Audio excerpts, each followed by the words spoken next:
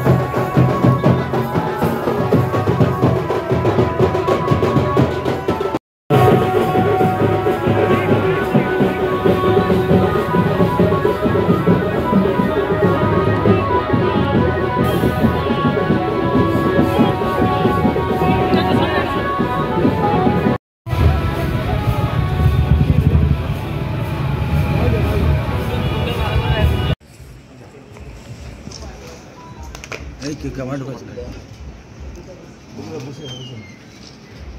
এই অপু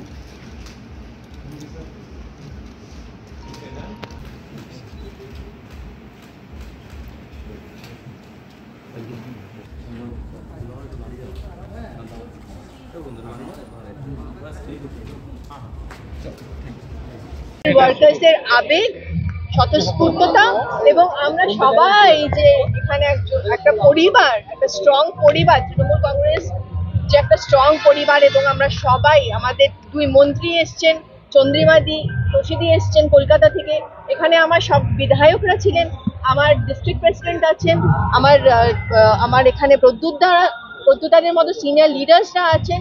সুতরাং আজকে যেটা দেখলেন সেটা আবেগ, ভালোবাসা এবং স্বতঃস্ফূর্ততা, মন থেকে কর্মীরা আজকে এসছে। মিছিলে ভিড় থেকে কি মনে হচ্ছে, জয় কি শুধু সময়ের অপেক্ষা? সেটা আপনারা বলবেন। আমাদের যে জয় হবে সেটা আমরা নিশ্চিত। নমিনেশন দেওয়ার পর শহরবাসীদের উদ্দেশ্যে কি বার্তা দেবেন? এটুকুই বলবো যে আমার তরফ থেকে অ্যাজ আ ক্যান্ডিডেট তৃণমূল কংগ্রেসের আমি চাই যে আমাদের পুরো মেদিনীপুর লোকসভা কেন্দ্রে ফ্রি অ্যান্ড ফেয়ার ভোট হোক।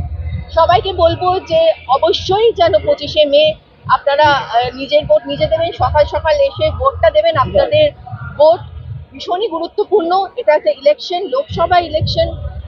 আমাদের ভারতবর্ষ সবচেয়ে বৃহত্তর গণতান্ত্রিক দেশ পৃথিবীতে, এবং যে কোনো ইলেকশন কিন্তু আমাদের একটি উৎসব, এবং এই উৎসবে আমি বলবো যে বাংলার মা মাটি মানুষের পাশে যেন সবাই এসে দাঁড়ান এবং যেন সবাই ভোটটা দেন।